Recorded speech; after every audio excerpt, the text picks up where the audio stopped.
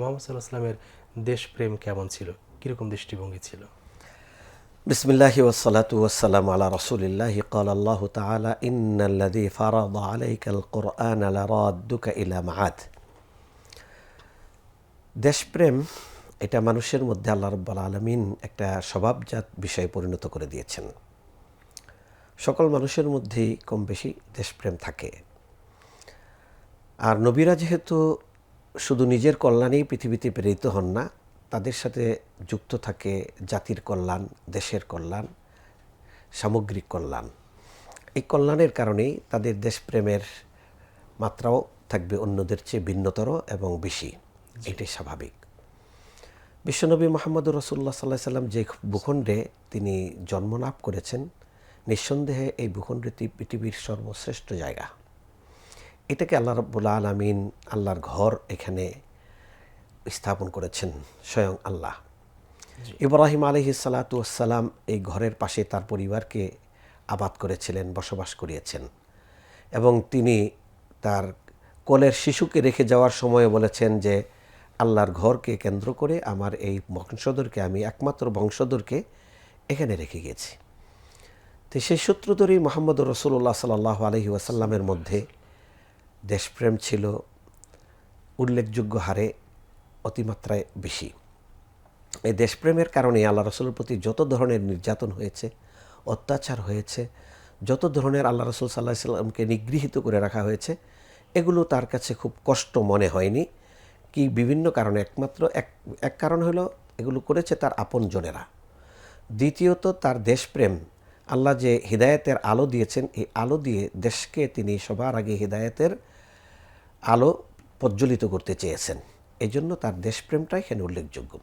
এর বাহিরেও আমরা কতিপয় বিষয় আমরা পাই যেগুলো আল্লাহ রাসূল সাল্লাল্লাহু আলাইহি সাল্লামের দেশপ্রেমের উপর দলিল হিসাবে আমরা পেশ করতে পারি।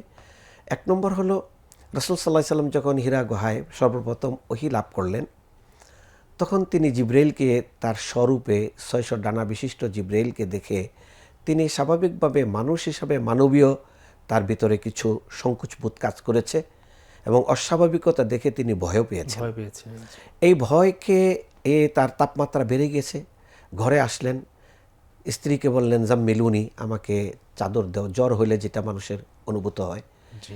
স্ত্রী খোঁজখবর নিলেন যে অসুস্থ হলে তো ট্রিটমেন্ট দরকার, আর সাহস হারিয়ে গেলে তো সাহস দেওয়া দরকার।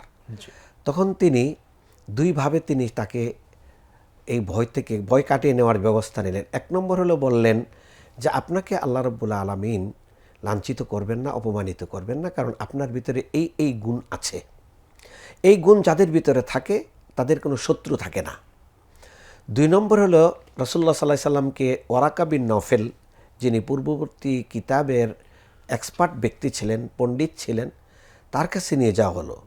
তিনি সকল সিমটম শুনে বললেন হাদান নামুস, এই তো হলো সে স্বর্গীয় দূত জিবরিল, ওহির বার্তা নিয়ে, যিনি পূর্ববর্তী নবীদের কাছে এসেছেন, মূসা আলাইহিস সালামের কাছে এসেছেন।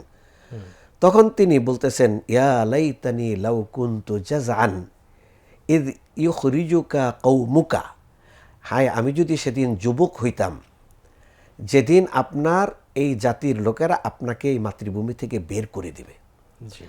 এই উক্তিটা শুনে রাসূলুল্লাহ সাল্লাল্লাহু আলাইহি সাল্লাম অনেকটা অবাক হয়ে প্রশ্ন করলেন, আওয়া মুখরিজিয়াহুম, যে জাতি আমাকে এত বিশ্বাস করে, এত আপন মনে করে, আমার লিডারশিপে তারা কাবাগরের এই হাজর আসওয়াদকে স্থাপন করেছে, এই জাতিকে আমাকে এই মাতৃভূমি থেকে বের করে দেবে? তাহলে এটা একটা মাতৃভূমির ভালোবাসার প্রতিও যেমন আল্লাহ রাসূল সাল্লাল্লাহু আলাইহি সাল্লামের দলিল, এমনিভাবে এই কথাটা আল্লাহ রাসূল সাল্লাল্লাহু আলাইহি সাল্লাম বলেছেন। বলার পরে ওয়ারাকা বিন নওফেল বলেছিলেন, হাকাযাল আম্বিয়া, নবীরে এমনই হয়, নবুয়তের পূর্বে জাতির কাছে শ্রেষ্ঠ সন্তান হিসাবে স্বীকৃতি পায়, আবার নবুয়তের পরে তারা জাতির কাছে সবচেয়ে বড় শত্রু হিসাবে পরিণত হয়। হ্যাঁ, এটা একটা দলিল। দ্বিতীয় দলিল আমরা পাই যে রাসূলুল্লাহ সাল্লাল্লাহু আলাইহি ওয়াসাল্লাম মক্কা থেকে বেরিয়ে যাওয়ার সময় বলতেছেন, ইয়া মক্কা, মক্কাকে সম্বোধন করে বলতেছে, হে মক্কা, আমি তোমাকে এই পৃথিবী, ইন্নাকা লাখাইরু আরদিল্লাহ, তুমি পৃথিবীর শ্রেষ্ঠ ভূখণ্ড, ও আহাব্বাল আরদি ইলাইয়া, এবং আমি সবচেয়ে বেশি তোমাকে ভালোবাসি। আমার জাতি যদি আমাকে এখান থেকে বের করে না দিত, আমি স্বেচ্ছায় কিন্তু এখান থেকে বেরিয়ে যেতাম না। যেতাম না। আরও অবাক করা কাণ্ড, 180 মাইল যাওয়ার পরে রাসূলুল্লাহ সাল্লাল্লাহু আলাইহি সাল্লাম মক্কার জন্য আবেগ আপ্লুত হয়ে গেলেন। আল্লাহ রাব্বুল আলামিন সূরা কাসাসের 85 নম্বর আয়াতটি নাজিল করলেন, ইন্নাল্লাযী ফারাদা আলাইকাল কোরআন লারাদ্দুকা ইলা মাআদ। যিনি আপনার উপর ফারাদা মানে নাজালা আলাইকাল কোরআন, কোরআন নাজিল করেছেন, তিনি আপনাকে আপনার মাতৃভূমিতে আবার ফিরিয়ে নিয়ে আসবেন বীরের বেশে। সুবহানাল্লাহ। তখন আল্লাহ রাসূল আশ্বস্ত হইলেন হিজরত করে, ফিরে আসতে পারবেন। হ্যাঁ ফিরে আসতে পারবেন। এটা দেশপ্রেমের কিন্তু কোরআনের নির্দেশ। কোরআনের নির্দেশে, কোরআনে আল্লাহ রাব্বুল আলামিন আল্লাহ নবীকে আশ্বস্ত করেছেন। এই জাতীয় বিষয়গুলো, হ্যাঁ, ওই দিয়াম করবিকাল্লাযীনা কাফারু লিয়ুসবিতুকা আও ইয়াকতুলুকা আও ইখরিজুক, তারা যখন তাদের পার্লামেন্টের বৈঠকে আল্লাহ রাসূলের বিরুদ্ধে সিদ্ধান্ত গ্রহণ করবে যে তাকে আমরা মেরে ফেলবো, নাকি তাকে আমরা আবদ্ধ করে রেখে দিব, নাকি তাকে আমরা বের করে দিব। জি। হ্যাঁ, আল্লাহ রাব্বুল আলামিন সিদ্ধান্ত নিলেন যে আবদ্ধ করে রাখলেও দিনের দাওয়াত দেওয়া সম্ভব না, মেরে ফেললেও দাওয়াতি পথ বন্ধ হয়ে যাবে, সবচেয়ে ভালো হলো বের করে দেওয়া, হিজরত করা। আল্লাহ রাসূল সাল্লাল্লাহু আলাইহি সাল্লাম হিজরত করেছেন, অশ্রুসিক্ত কণ্ঠে আল্লাহ রাসূল হিজরত করেছেন। রাসূল সাল্লাল্লাহু আলাইহি সাল্লাম ভালোবেসেছেন মক্কাকে, ভালোবেসেছেন মদিনাকে।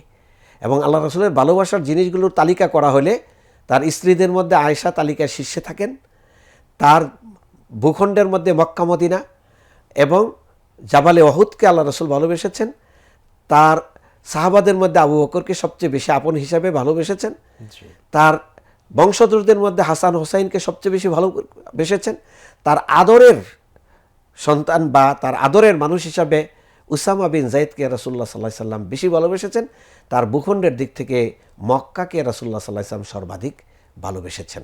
তাহলে রাসূল সাল্লাল্লাহু আলাইহি সাল্লামের দেশপ্রেম, ওমা আরসালনা মির রাসূলিন ইল্লা বিলিসানি কওমিহি, প্রত্যেক জাতির কাছে আল্লাহ রাব্বুল আলামিন স্বজাতীয় ভাষাভাষী থেকে নবী পাঠান, এমনিভাবে মক্কাবাসীদের কাছেও আল্লাহ রাব্বুল আলামিন বিশ্বনবী মুহাম্মদুর রাসূলুল্লাহ সাল্লাল্লাহু আলাইহি ওয়াসাল্লামকে পাঠিয়েছেন এই ভালোবাসা দিয়ে, ন্যাচারাল ভালোবাসা দিয়ে।